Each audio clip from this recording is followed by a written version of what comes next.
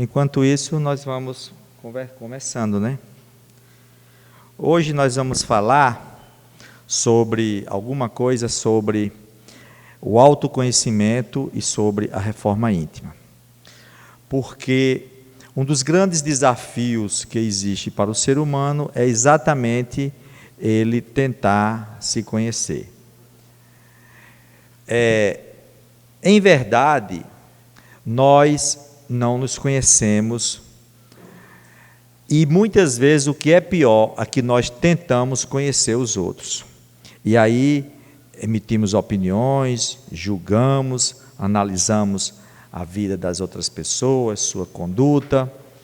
E isso é um terreno muito perigoso, porque, na verdade, nenhum de nós pode se colocar na posição de censor da vida alheia, quando, em verdade, nós nem nos conhecemos direito e não sabemos o que povoa o nosso mundo íntimo.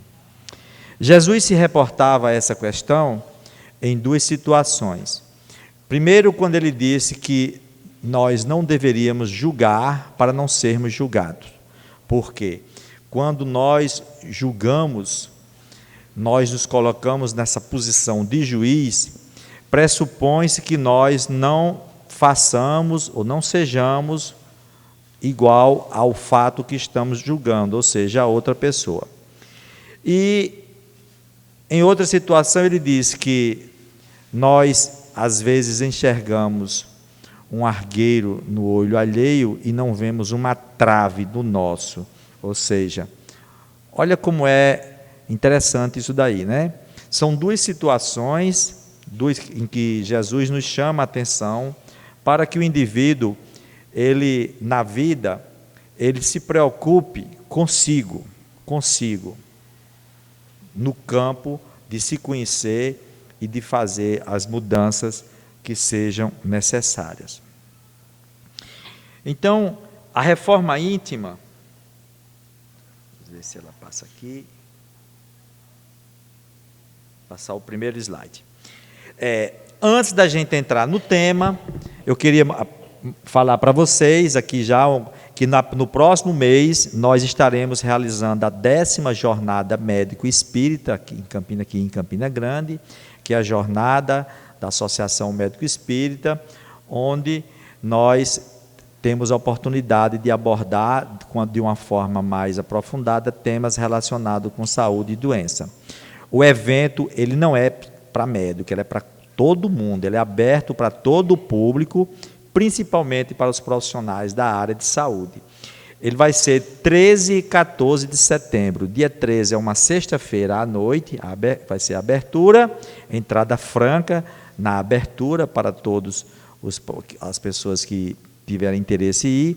E durante o sábado, durante o dia, aqui nós teremos outras palestras com renomados expositores. Nós estamos trazendo de São Paulo, professores da USP, virão falar sobre terá um seminário sobre física quântica e espiritualidade, fazendo a conexão com o Evangelho, com a saúde, que é um seminário imperdível com o Dr. André Ramos, e a doutora Ivênia Prade, que já é conhecida nacionalmente nos seus estudos, da sua defesa com os animais e nos estudos relacionados com o cérebro. Então, para o sábado, precisa fazer uma inscrição, que depois vocês podem fazer até antecipadamente aqui mesmo na UF, a partir da próxima semana, provavelmente, né, Santana? Vai estar sendo disponível para fazer. Mas a sexta-feira à noite a entrada é franca. O local, este ano, vai ser lá na Universidade Federal de Campina Grande, lá no auditório José Farias, em Bodocongó, dentro da universidade. Então, é um local também de fácil acesso, porque todo mundo sabe onde é, lá vai estar bem orientado, onde é que vai ser, no auditório, que todo mundo sabe onde se localiza. Então, já fica aqui todos convidados, entendeu? Aqui os expositores que vão estar presentes, além de São Paulo, colegas nossos aqui de João Pessoa e de Maceió, fica o convite aqui já sendo realizado. Allan Kardec, ele tratando sobre a questão da reforma íntima e do autoconhecimento, ele já fazia essa observação nos convidando a esta reflexão. Então, veja bem. Estude a si mesmo, dizia o codificador, observando que o autoconhecimento traz humildade, e sem humildade é impossível ser feliz. Porque quando você vai analisar-se, é preciso se despir de qualquer carapaça de orgulho, de vaidade ou de presunção, para saber reconhecer os pontos negativos que nós temos dentro de nós. Não adianta tentar buscar o autoconhecimento se o indivíduo não se despir destas máscaras. Por quê? Porque ele vai ter dificuldade de identificar os pontos mais importantes, os mais frágeis, onde ele precisa mudar. E não identificando, e não reconhecendo que existem esses pontos em si, essas falhas, ele não vai fazer o processo de mudança.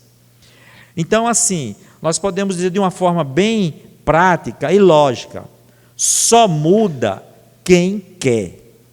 Só muda quem quer. Quem não quer mudar, não muda nunca.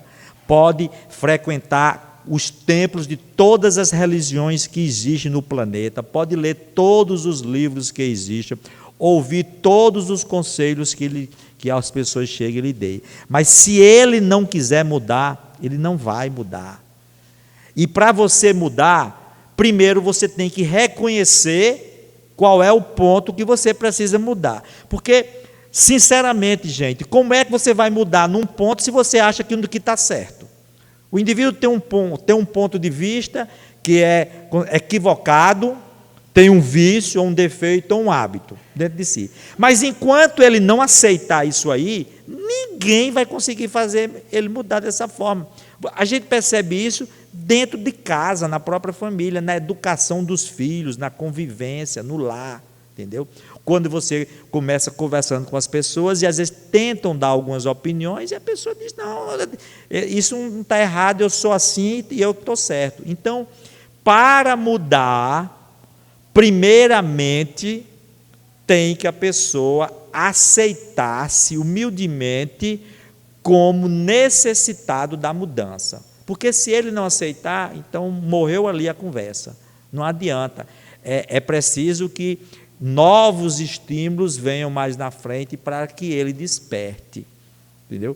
E para a pessoa que demora nesse despertar, as leis divinas têm também uma solução para isso. As leis divinas são perfeitas e têm solução para tudo. Então, geralmente é a dor, geralmente é o sofrimento, geralmente é a doença que vai fazer com que o indivíduo acorde, como a gente vai dizer, acorde para Jesus, quer dizer, acorde para a vida.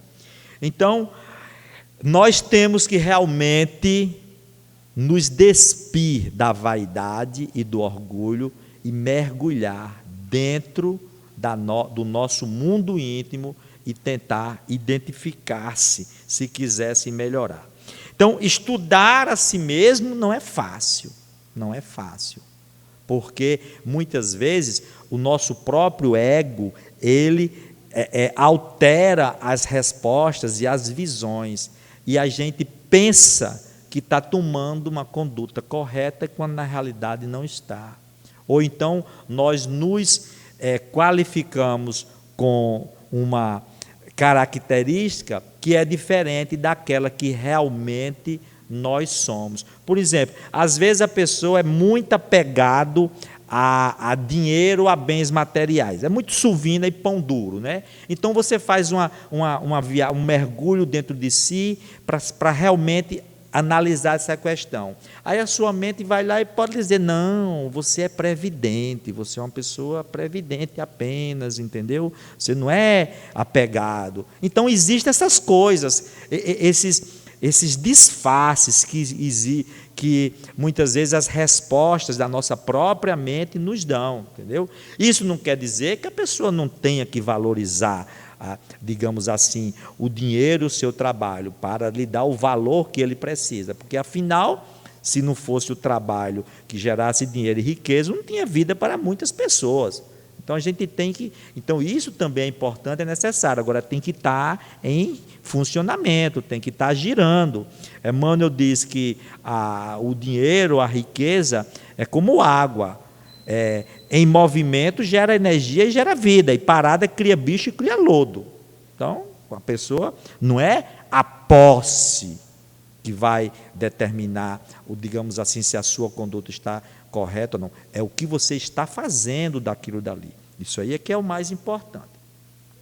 Então, dentro desse processo de a própria vida, quer dizer, do viver, alguns requisitos imprescindíveis para que a gente possa realmente ir buscar o autoconhecimento.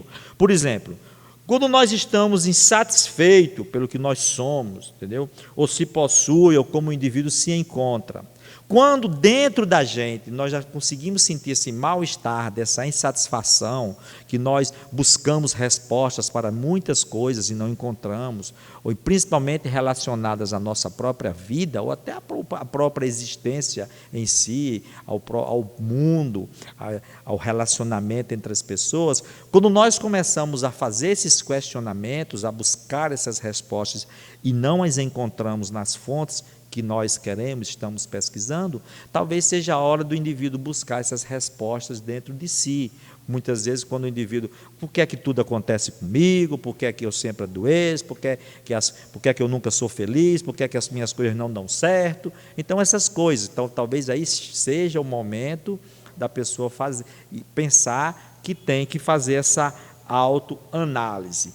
E aí, como eu disse antes, para você fazer esse tentame, o desejo de mudança ele tem que ser sincero.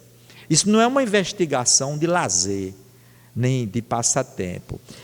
É uma investigação, entre aspas, que o indivíduo tem que fazer com o propósito de se melhorar, cujo primeiro beneficiário será ele mesmo, será ele próprio. Segundo requisito, tem que ser persistente. Vocês imaginam, dentro de nós temos muitos hábitos e vícios adquiridos em milhares de existências, das milhares de encarnações vivendo no passado. Então não vai ser com uma única tentativa, muitas vezes, que o indivíduo vai conseguir modificar isso aí. Ele tem que ser persistente, ele não pode desistir da luta, não se muda da noite para o dia. Ninguém vira santo nem demônio da noite para o dia. Hoje eu estava conversando com um colega meu e a gente analisando essa frase, da mesma forma a gente estava analisando porque é que às vezes a gente vê muitos casos atrozes aí na sociedade de seres humanos que matam, trucidam, esquartejam, verdadeiros animais, digamos assim, se comportam com os animais. Então, essa frase ela pode ser dita também do lado de lá para cá. Assim como ninguém se transforma nem em santo, nem em demônio, pelo simples fato de desencarnar, ninguém se transforma no homem de bem, nem no homem mau, pelo simples fato de reencarnar, não. Entendeu? Porque nós trazemos do passado o que na realidade nós somos, e nós veremos isso aí. Então, disposição para aceitar-se e vencer-se. Se o indivíduo não estiver preparado, ele não vai conseguir.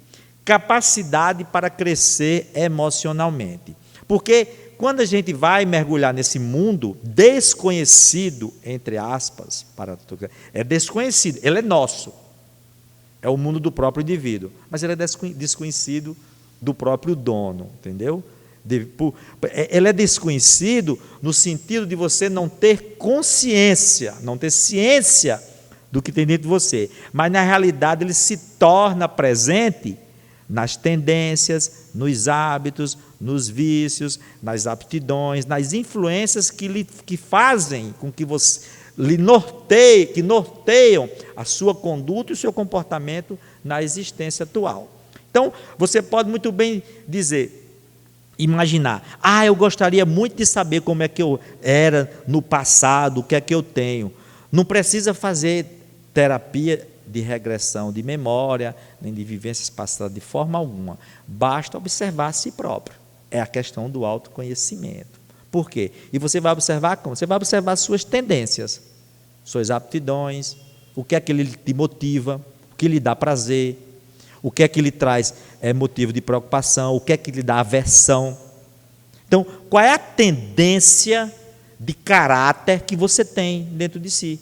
Então, em tudo, na conduta dentro de casa, no relacionamento com as pessoas, na vida pessoal, entendeu? Qual é a sua tendência? Você vai se conhecer. Então, não precisa nem ir para consultórios, nem buscar terapeutas para fazer regressão de memória de forma alguma, tá certo? Então, olha, Lao Tse, um dos grandes filósofos do passado, ele já escreveu isso daí, para vocês observarem como essa tecla da autotransformação, da reforma íntima e da renovação moral, não foi invenção do Espiritismo.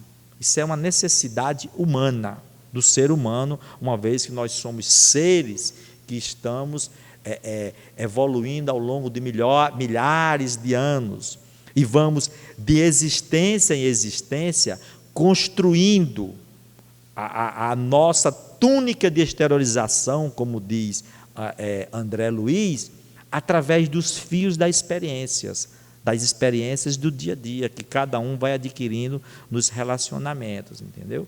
Então, é assim que nós vamos transitando, quer dizer, degrau em degrau, de existência em existência, da nossa animalidade primitiva para a espiritualidade sublime, entendeu? É uma longa trajetória que cada um vai caminhando na velocidade que cada um determina para si mesmo, entendeu? Se queres acordar toda a humanidade, então acorda a ti mesmo. Se queres eliminar o sofrimento do mundo, então elimina a escuridão e o negativismo em ti próprio. Na verdade, ele fecha esse pensamento, a maior dádiva que podes dar ao mundo é aquela da tua própria autotransformação. A palavra por si só, ela já lhe diz o que é que cada um tem que fazer. Autotransformação é a transformação realizada pelo próprio indivíduo. Emmanuel diz que a tarefa de reforma íntima, ela é pessoal e intransferível, e não poderia ser de outra forma, uma vez que o mundo íntimo de cada um, ele foi construído pelo próprio indivíduo ao longo de toda esta trajetória. Então, Fernando Pessoa, um grande poeta lisboeta, considerado um dos maiores poetas do planeta, entre muitos poemas dele, um trecho da transformação, que ele cita o seguinte, então ele nos chama a atenção, há um tempo em que é preciso abandonar as roupas usadas que já têm a forma do nosso corpo. O que são isso, gente? Nossos hábitos, nossos vícios, nossos hábitos que nos incomodam. E esquecer os nossos caminhos que nos levam sempre aos mesmos lugares. Ou seja, é o indivíduo que tem uma rotina diária que ele não altera em nada. De acordar, de sair, de voltar a trabalhar, dormir, acordar no outro dia, ou seja, ele simplesmente estabeleceu para si mesmo aquela rotina a qual ele fica preso e escravo de si mesmo, certo? Dentro desse mundo próprio estabelecido por ele. Então, é preciso que a gente tenha coragem. Esse poema, Fernando Pessoa continua dizendo, chega o momento da grande travessia. Então, o indivíduo tem que ter a coragem de fazer a grande travessia, senão ele ficará perdido nas margens, esquecido de si mesmo. Assim que Fernando Pessoa termina o poema. Então, gente, ou seja, ou nós temos a coragem de iniciar essa renovação, ou então nós vamos ficando para trás. O bonde segue andando e nós vamos perdendo a carruagem, ficando lá para trás. Por quê?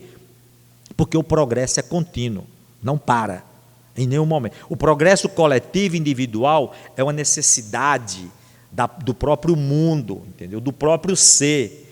Quando chega a hora que você cansa de estar parado, estagnado, e aí você precisa despertar.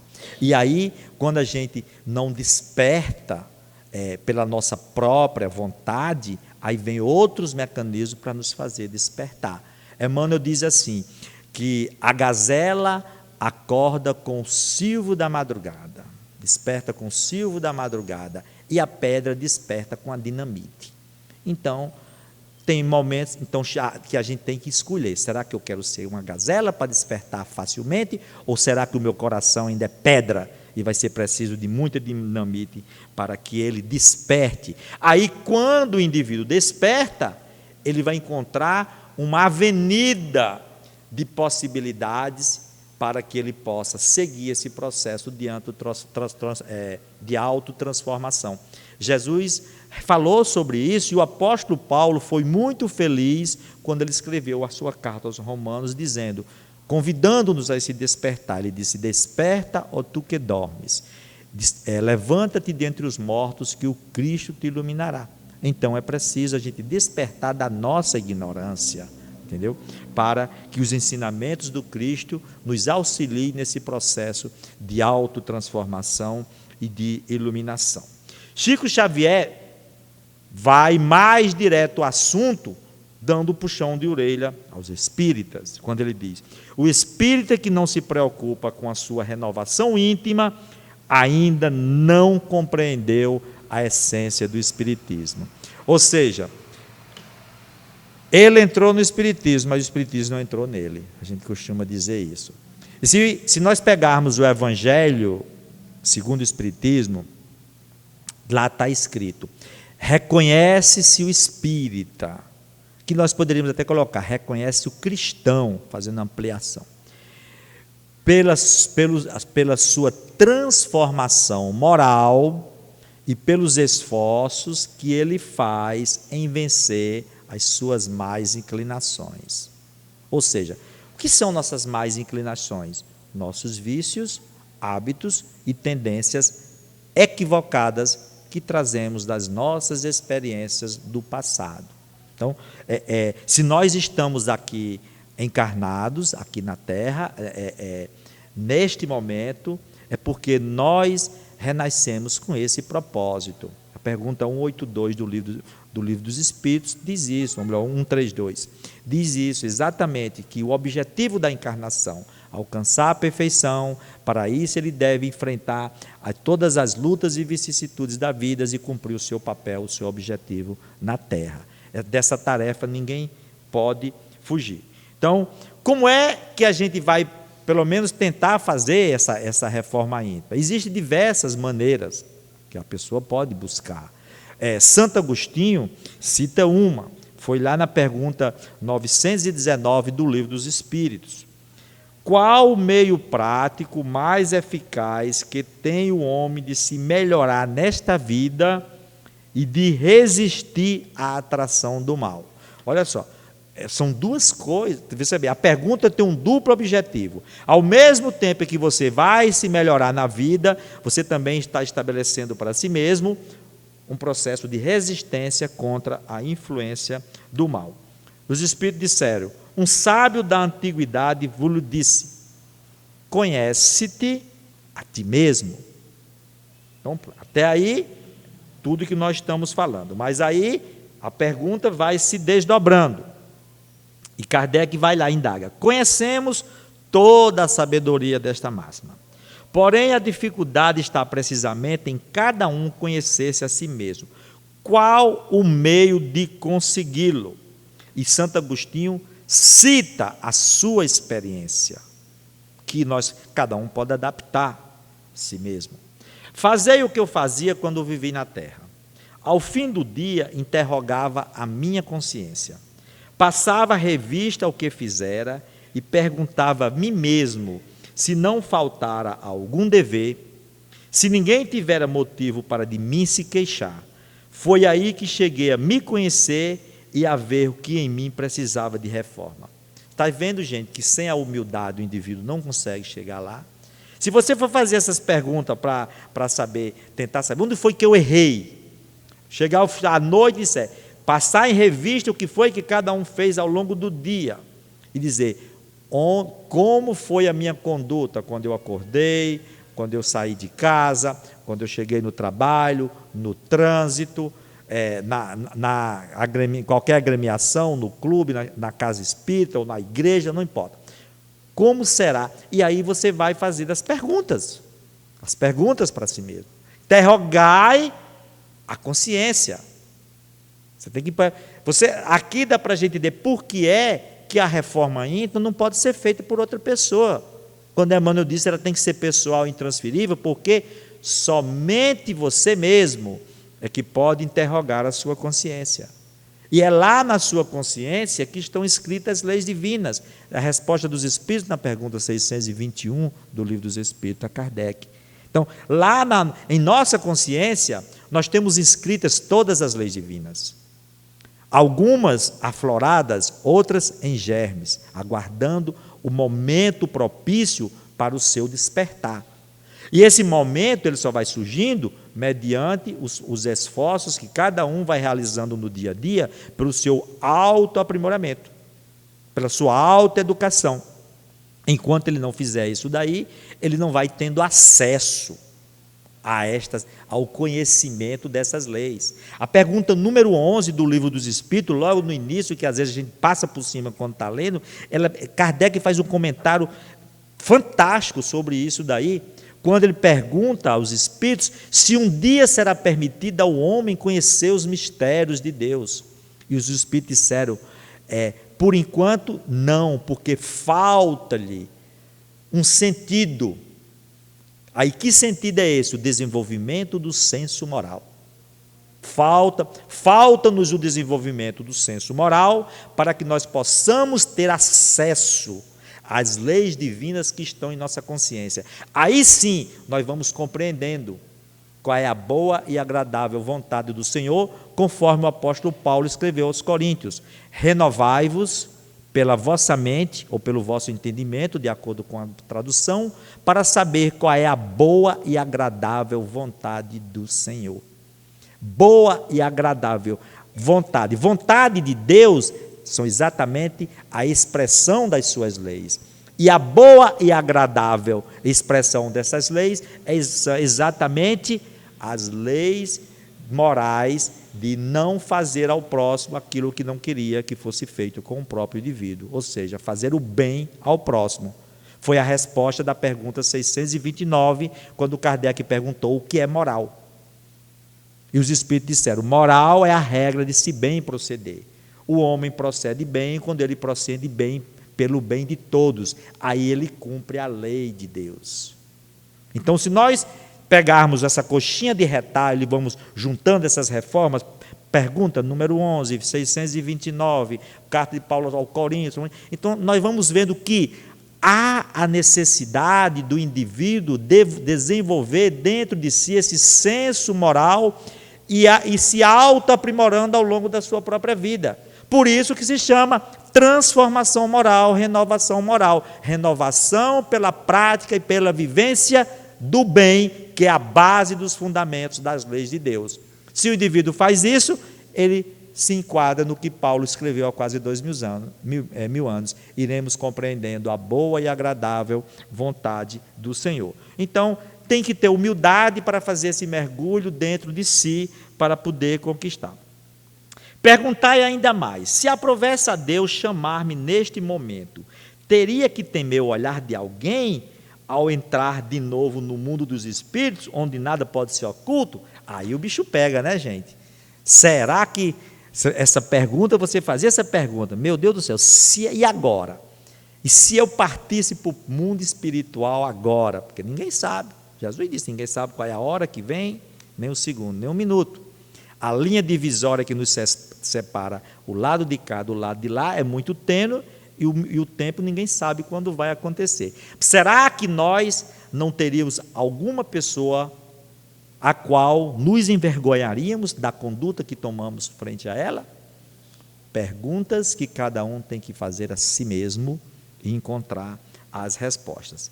Examinai o que pudestes ter obrado contra Deus, depois contra o vosso próximo, e finalmente contra vós mesmos. Olha aí, Santo Agostinho já chamando a atenção, os 3 campos de ações que o indivíduo tem que vigiar na vida para que ele possa realmente buscar esse seu progresso, essa transformação, o seu autoaprimoramento. Obrado contra Deus, então na sua relação com Deus, na relação com o próximo e na relação consigo mesmo. Tá certo? A partir desses 3 campos de relacionamentos que o indivíduo vai, digamos assim, examinar a sua própria existência, com a família, com a sociedade e com o seu trabalho. As respostas vos darão ou descanso para a vossa consciência ou a indicação de um mal que precise ser curado. Tá certo? Veja bem, a resposta pode nos dar o descanso da consciência. Chico Xavier, perguntaram para ele o que era a verdadeira paz. E Chico disse, a paz de consciência é a verdadeira paz é a paz do dever cumprido e da consciência tranquila. Ou seja, o indivíduo só adquire paz de consciência se ele cumprir o seu dever fielmente como cristão. E dentro dessas 3 esferas de relacionamento, com o próximo, consigo mesmo e com Deus. Aí a sua consciência fica em paz. Então, o conhecimento de si mesmo é a chave do progresso individual.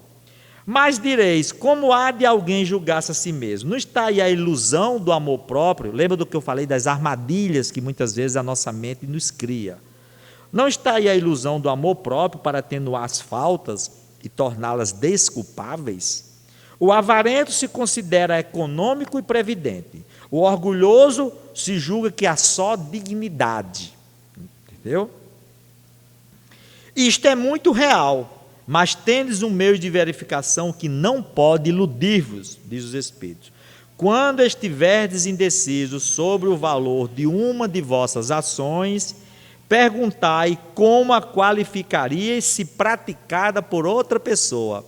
Então, olha aí o meio para a gente, na dúvida. Então, bem, eu tenho que agir dessa forma, num determinado momento, numa determinada situação. Mas estou em dúvida se o que eu vou fazer é certo ou correto. Então, um dos meios para você tentar é você se colocar no lugar do outro. Se o que você vai fazer, se fosse aquele outro que estivesse fazendo contigo. Lembra do que Jesus falou? Não faça com o próximo aquilo que não gostarias que fizesse contigo. Se a censurais noutrem, não na poderia ter por legítima quando fordes o seu ator, pois que Deus não usa de 2 medidas na aplicação da sua justiça. Procurai também saber o que dela pensam os vossos semelhantes, e não desprezeis a opinião dos vossos inimigos, porque esses nenhum interesse têm em mascarar a verdade. Olha aí outro detalhe interessante que muitas vezes o indivíduo subestima, dentro desse processo de autoconhecimento e reforma. A gente muitas vezes criticam ou fica com raiva das pessoas que mostram nossos defeitos e nos criticam. Ou seja, inimigo aqui são os adversários, aquelas pessoas que não estão ali para nos agradar. Aí às vezes, todo mundo tem isso faz parte da natureza do ser humano. Você que tem um ciclo de amigo, de amizade, você frequenta, e tem pessoas próximas que às vezes estão lá só para querer te agradar.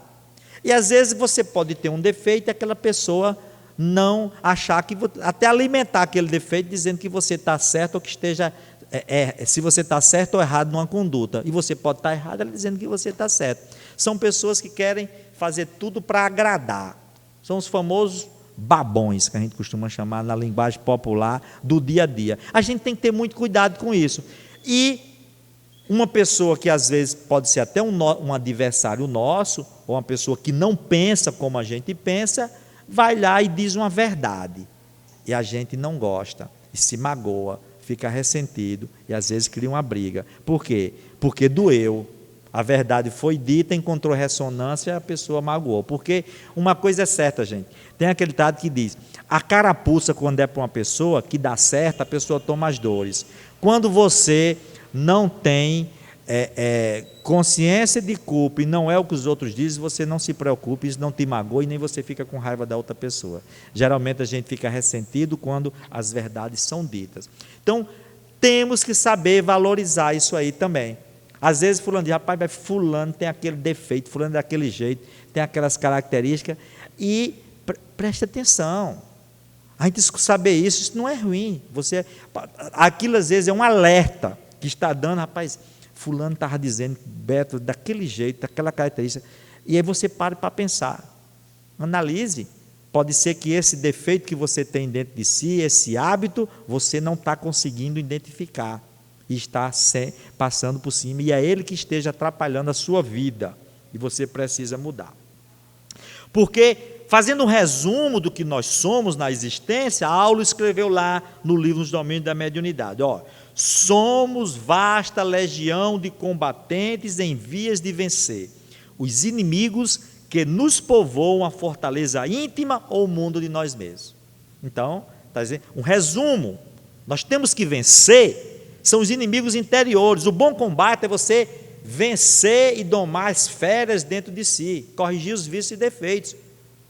O bom combate, o mau combate é você lutar contra o seu irmão lá fora, quando na realidade você tem que fazer o bom combate, que é lutar contra os inimigos interiores. Quem são esses inimigos interiores? Continua Aulo dizendo, inimigos simbolizados em nossos velhos hábitos de convívio com a natureza inferior, a nos colocarem em sintonia com os habitantes das sombras. Ou seja, são os vícios do nosso passado evolutivo.